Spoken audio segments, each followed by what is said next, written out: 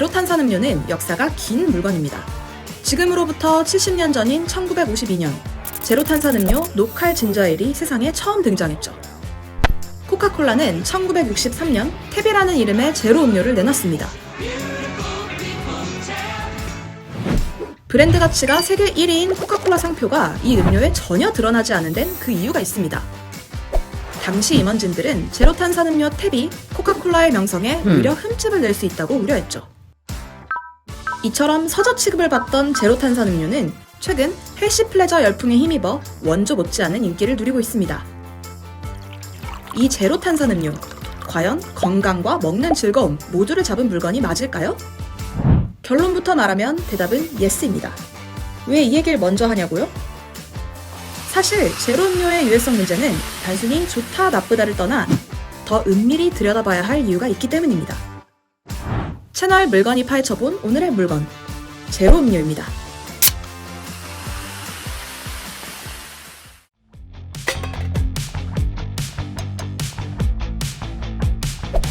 먼저 제로음료의 유해성 논란에 대해 확실히 짚고 넘어가죠. 제로음료는 고열량의 설탕 대신 인공 감미료를 넣어 맛을 낸 제품을 말합니다. 이 감미료들은 설탕의 200배, 300배에 달하는 단맛을 내지만 칼로리는 제로에 가깝죠.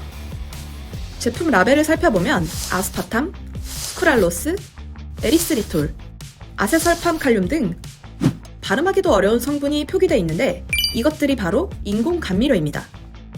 이 중 하나, 에리스리톨이 포함된 음료의 섭취가 심장마비나 뇌졸중 위험을 높일 수 있다는 연구 결과가 최근에 나와 우리를 긴장케 했습니다. 제로 음료를 섭취했더니 피가 응고될 정도로 에리스리톨 수치가 증가해 그만큼 심혈관 질환의 발병 위험이 높다는 겁니다. 그런데 이 연구 뻥튀기가 심합니다. 이 실험에서 투여된 에리스리톨은 하루 30g, 이 감미료가 첨가된 제로 소주론 15병, 제로 음료론 30캔을 먹어야 하는 양이죠. 치사량에 가까운 양으로 실험을 해놓고선 그것이 위험하다고 경고하는 것. 감미료의 유해성을 지적하는 연구의 대부분이 이런 식입니다. 여기 왜곡이나 과장이 전혀 없는 분석 하나를 소개하죠. 유럽의 연구자들은 이미 발표된 56개의 자료를 비롯해 활용 가능한 최고급 연구 결과를 평가해 인공 감미료의 장점과 위험을 알아보는 작업을 수행했는데요. 이들이 알아본 항목은 다음과 같습니다. 체중, 구강 케어, 혈당, 식습관, 암, 심혈관, 심장질환의 위험성, 심리적 부분과 뇌 기능. 이들의 결론은?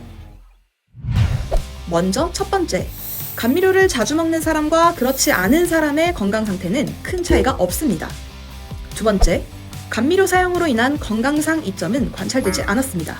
다만 잠재적 피해 가능성을 배제할 수는 없습니다. 세 번째, 현재까지의 연구는 퀄리티가 좋지 않습니다. 그 까닭에 감미료와 건강 간의 상관관계에 대해 확정적인 결론을 내릴 수 없습니다. 이 같은 연구 결과를 전해준 로버트 H. 슈머링 하버드 의과대학 교수는 말합니다. 제로음료와 관련해 드라마틱하거나 치명적인 위해성은 발견되지 않았습니다. 모든 것은 적당함의 문제입니다. 라벨 표기량 이상으로만 마시지 마세요.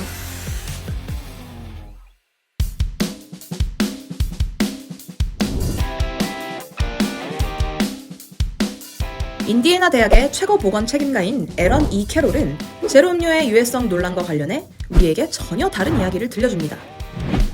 뉴욕타임즈에 쓴 다이어트 탄산음료 신화가 사라지지 않을 5가지 이유란 제목의 글에서 그는 이렇게 주장합니다.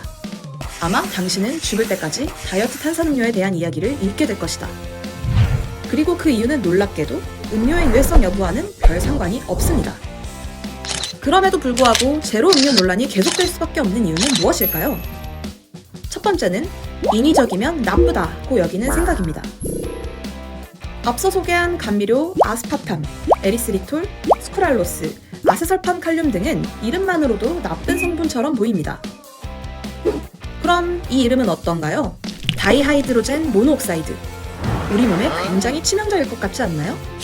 실제 이 물질은 허용량 이상 섭취 시 두통이나 경련, 의식불명 증세가 나타나고 시사량 이상을 마시면 말 그대로 죽습니다.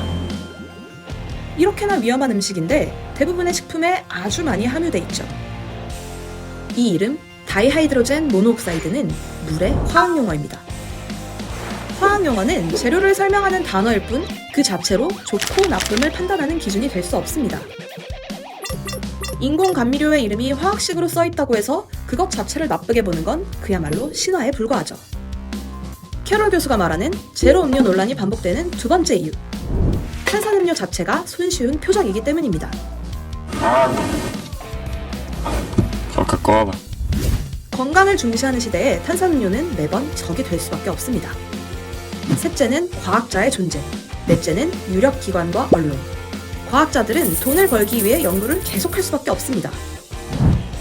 가장 손쉬운 방법은 대량의 데이터로 일부 요인과 결과 사이의 상관관계를 보여주는 것이죠. 커피 연구나 육류 섭취 연구가 그런 식입니다.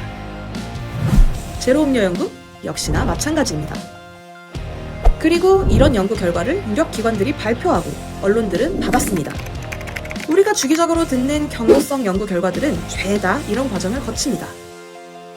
마지막으로 에런 교수는 관찰 연구가 갖는 한계를 이해하지 못하는 것도 문제라고 지적합니다. 우선 우리는 상관관계와 인과관계의 차이를 제대로 구분하지 않습니다. 예를 들어볼까요? 건강에 신경을 쓰는 사람은 탄산음료를 덜 마시는 경향이 있습니다. 건강과 탄산음료 사이의 상관관계 때문이죠. 그러나 이것이 탄산음료를 덜 마시면 더 건강하다는 뜻은 아닙니다. 둘 사이엔 명확한 인과관계가 존재하지 않으니까요.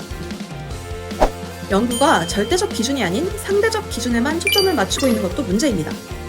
탄산을 마시면 심장질환이 발병할 확률이 20% 증가한다는 연구 결과가 나왔다면 굉장히 위험해 보입니다. 그런데 보통 사람들이 심장질환에 걸리는 게 1000명 중 1명, 즉 0.1%에 불과하다면 탄산음료로 이 수치는 고작 0.12%로 바뀌는데 그칩니다. 채널 물건, 이번 편에선 제로 음료의 쓸모에 대해 알아봤습니다. 채널 물건의 구독, 좋아요는 물건을 통해 사람과 사회를 탐구하는 데 도움이 됩니다.